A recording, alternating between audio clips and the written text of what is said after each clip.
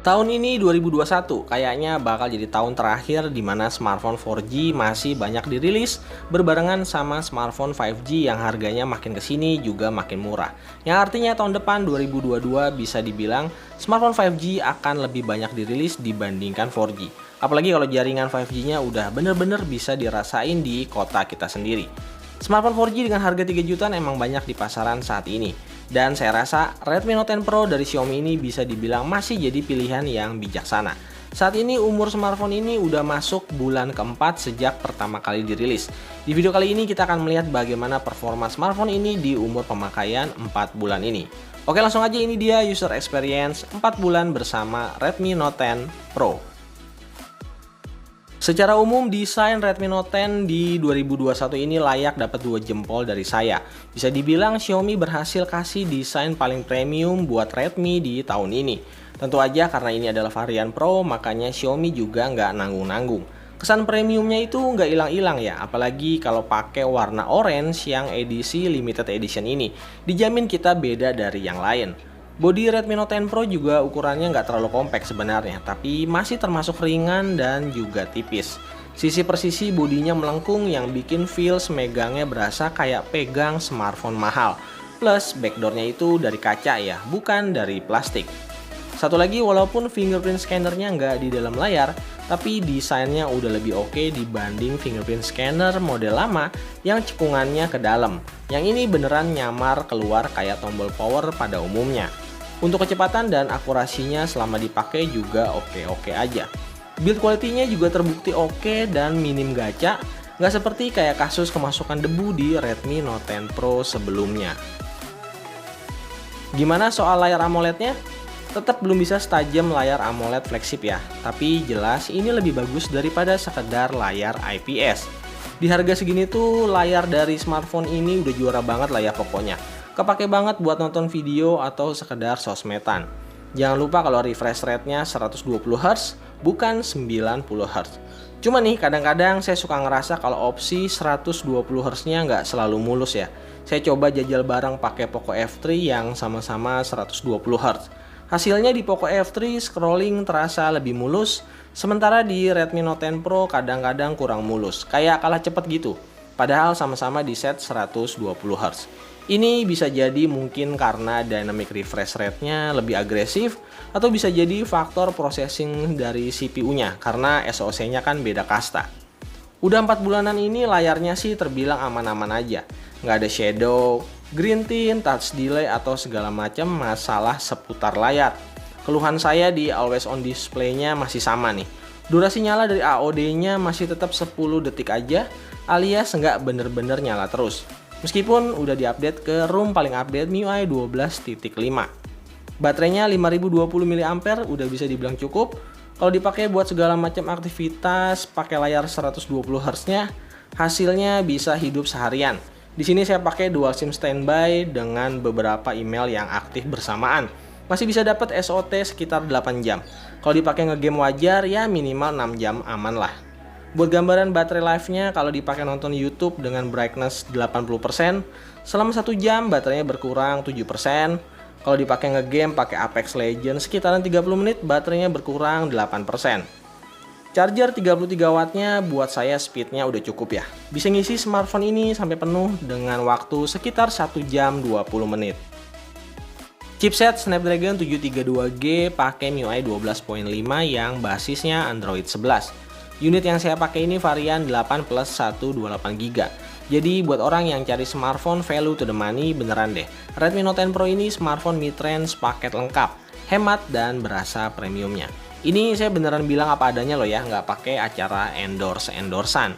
Smartphone mid-range yang lebih ngebut emang ada Poco X3 Pro yang masih jauh di atas smartphone ini.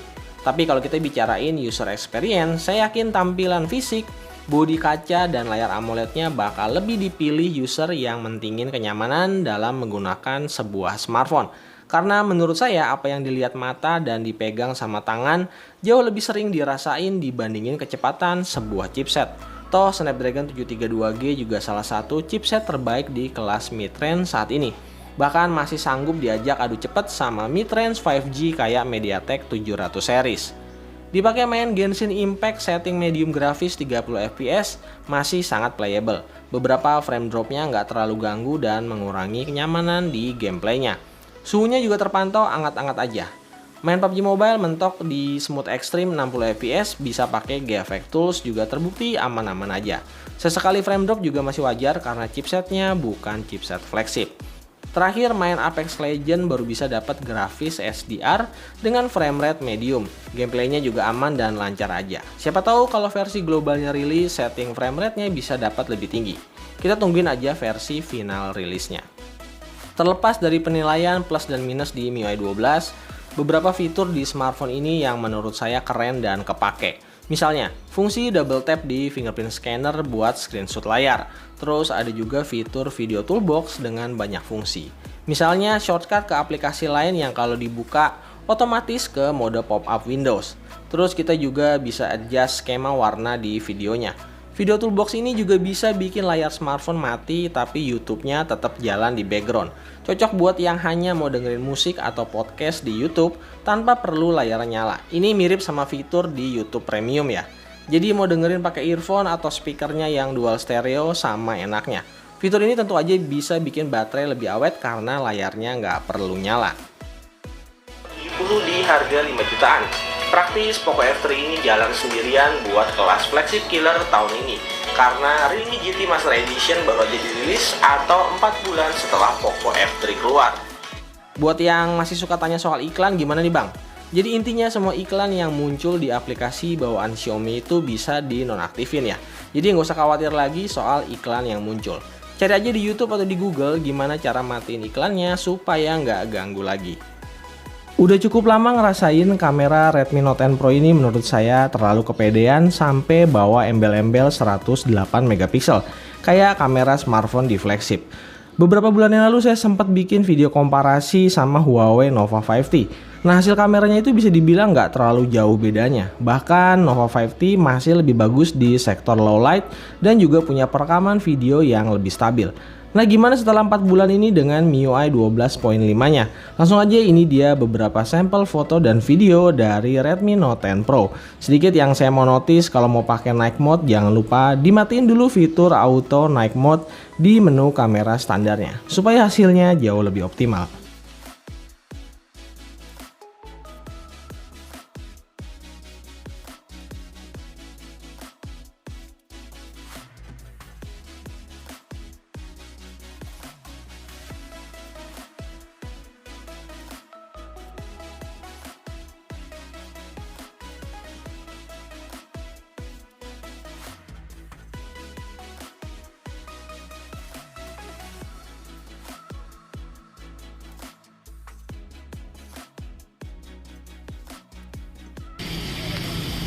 Oke, untuk update video stabilizernya kayak gini.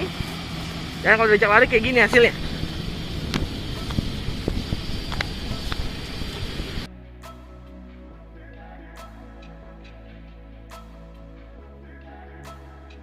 Oke, untuk Redmi Note 10 Pro resolusi kamera depannya masih sama di Full HD 30 fps. Dan di sini bisa lihat HDR-nya keluar, ya. Cuma memang viewfindernya agak nge-crop ya.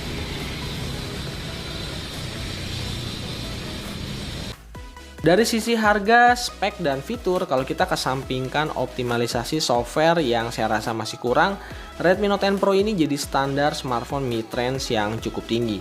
Saya malah penasaran sama apa yang bakal dilakuin Xiaomi di Redmi Note 11 selanjutnya. Karena smartphone ini tuh bisa dibilang udah tumpah-tumpah banget.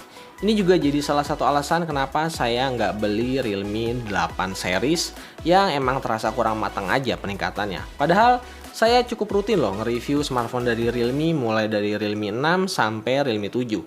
Sekali lagi, Xiaomi tahun ini udah berhasil bikin standar smartphone mid-range yang tinggi banget. Dengan harga 3,5 juta untuk varian terendah, menurut saya smartphone ini masih good deal banget di persaingan smartphone mid-range saat ini. Kecuali kalian carinya smartphone yang lebih kenceng, bisa pilih Poco X3 Pro selama bisa nerima desain yang agak-agak alien dan juga handling yang kurang nyaman di tangan. Apakah setelah 4 bulan smartphone ini perlu diganti? Well, menurut saya sih nggak perlu-perlu banget ya. Kalau kebutuhan kalian bukan gamers berat yang perlu chipset buat kebut-kebutan. Di luar MIUI 12-nya, Redmi Note 10 Pro ini udah lebih dari cukup di segala macam kebutuhan sehari-hari. Paling yang bikin kalian dipaksa harus ganti adalah kalau jaringan 5G-nya udah merata dan bisa dinikmatin di kota tempat tinggal kalian. Karena saya yakin, tren 2022 nanti serbuan smartphone 5G terjangkau bakal makin gila-gilaan. Salah satu efeknya adalah menurunkan harga smartphone 4G yang bakal ikutan terjun drastis. Oke, segini dulu aja video kali ini. Makasih buat yang udah mau nonton dari awal sampai habis. Support terus channel ini supaya tetap bisa bikin konten-konten kayak gini dengan cara like, share, dan juga subscribe. Follow juga Instagramnya dan sampai ketemu lagi di video selanjutnya. Stay pian dan Tekno Zaidi out.